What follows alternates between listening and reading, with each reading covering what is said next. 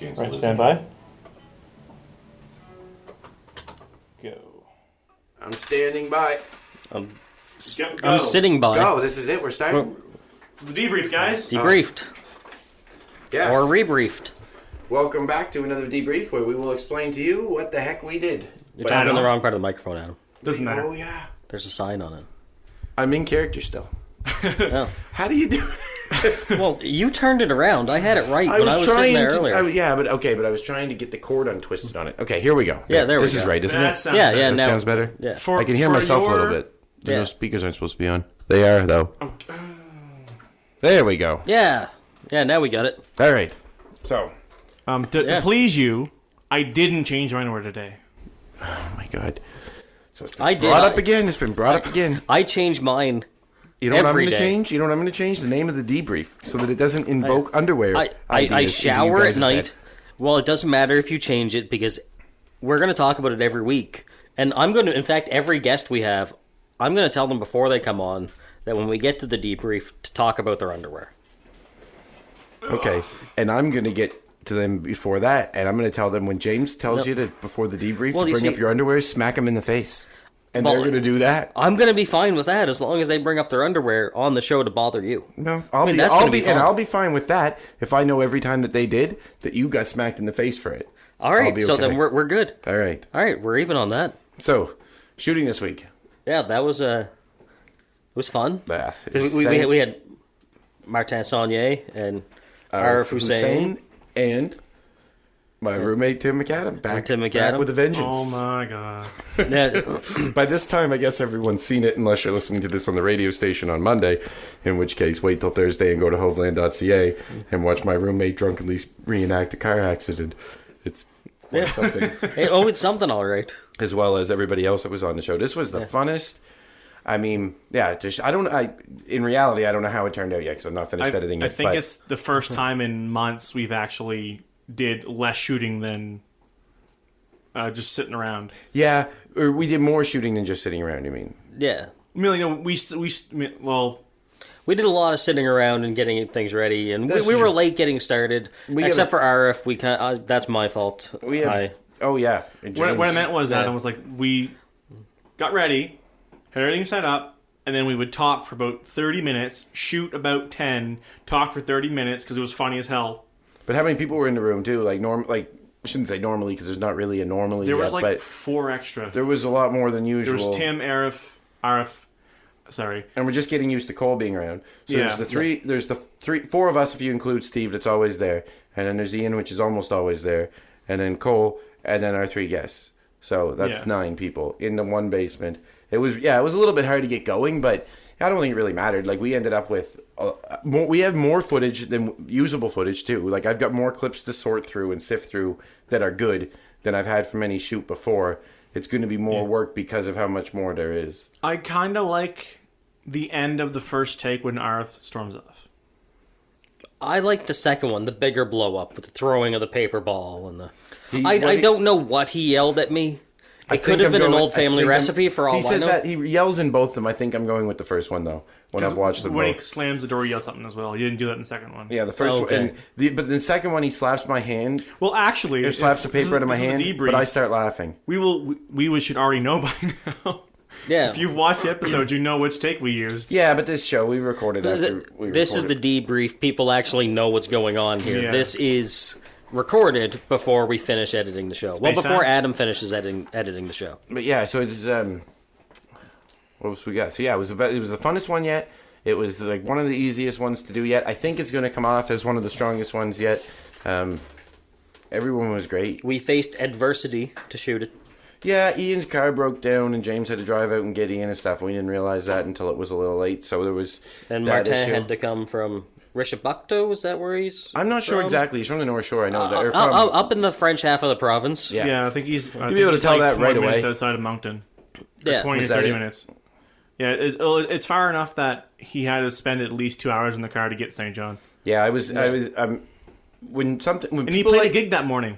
I know, and that's like we talked about it on Shediac, email, and yeah. you're trying to figure out when he could do it, and that was he said he could do it that day, but he had to do it after this gig in Shediac, and I was like, well, it's up to you if you want to do it, and then I'm always worried when we have people on the show who don't know us that they're going to walk away going, what the hell was that? I stood there for 5 hours and did 10 minutes of talking into a microphone. And we're kind of strange people, as it is. Yeah, but everybody seems to, unless they're just putting, saying stuff to us to be nice. If anyone knows Martin, he's, how do I say this without being a dick?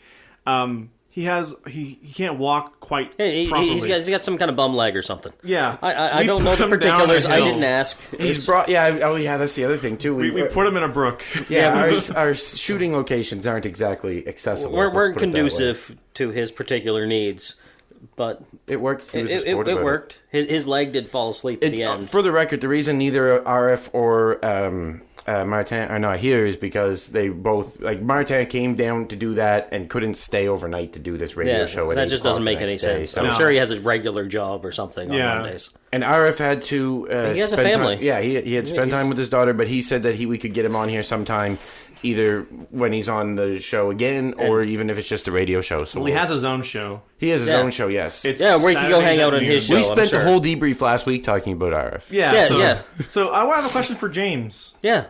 When did RF show up at Adams on Sunday? Oh, yeah. Well, I thought he was asking... For tonight. When he was supposed to come here tonight. Remember, you're explaining this on the radio to people who have no point of reference. So let's start from the start here. Okay. RF, I was communicating with RF on when to come for the show. He asked if we were meeting here at the radio station. I thought he asked what time to be here tonight, not yesterday when we shot the show. So...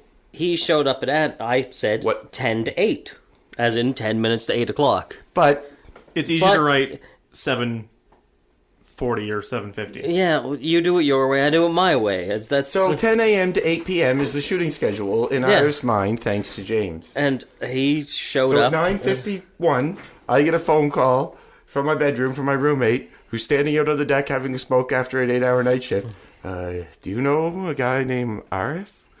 Like, yes, he's here for the show. He's early. And then I go out there, and he's apologizing, and I'm apologizing, and I call you, and you're apologizing, and he's apologizing to me because you're apologizing. It's very Canadian. Yes, we were all... It was the most Canadian moment I've ever may witnessed. have come from somewhere else, but he is definitely a Canadian. He apologizes enough. Yeah, even though it wasn't his fault. It wasn't his fault at all. It was mine. And also, I'd like to take this opportunity to apologize. If I had been awake 5 more minutes, even 2 more minutes, I would have had the good sense to say, hey, bud, why don't you stay here? I'll get a shower, and you can sit in the living room, and we can hang out and talk until then. But did you make him stay outside? No, I didn't make him stay outside, but he apologized and left. It was like I didn't say you have to go or anything like that, but I didn't make it clear that he didn't have to go. And I was literally standing in my front yard in my house coat with however many pounds of bags under my eyes. Yeah. Yeah, well, I think that is early for you. I stayed up from that point when you called me. My plan was to get up. I expected to wake up at noon with an email from Iris telling us to go F ourselves. Yeah. Let's get one more thing. Do we want to talk about the boardwalk situation? Oh, do we ever? We got 2 minutes left? We have 2 minutes left. Yeah, this is going to be a short one, we said. I hung out on the boardwalk through my entire high school career with hoodlums and thugs, and I have never been kicked off the boardwalk before. But you bring a camera and a light, you got to go back. Camera and a light, and I used to film stuff on the boardwalk in high school. Everyone does. Yeah, but also it should be noted that this was our 3rd time doing it, and we did get away with it for many hours. Before. Yeah. I think the guy's new. I haven't seen him around before. And the security guards, they weren't rude to us or anything. No, they weren't rude to us, and I'm sure that we could do it if we got permission. I just think it's funny that it's happened. Yeah, that I've never been kicked off the boardwalk. Not for drinking, not for smoking a little something. Yeah. Not for yelling and making out with my girlfriend. None of that stuff. Yeah, like I see people there all the time shooting things in the daytime. It's not a Saturday night. There's no big light. It's because we're different. Is what it is. Well, I don't think it's specifically that they looked at us and said they're different. Get them out of here. I think it was the soliciting people. Exactly. The biggest problem was that we were asking people to be on the show. Yeah.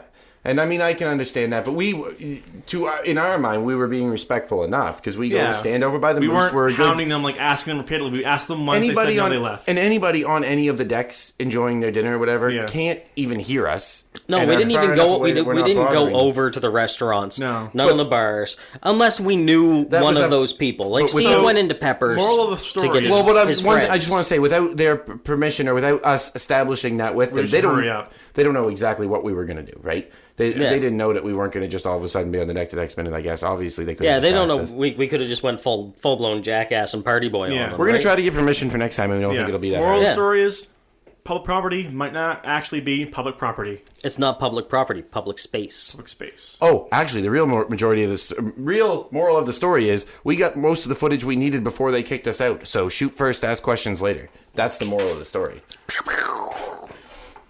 Guerrilla style.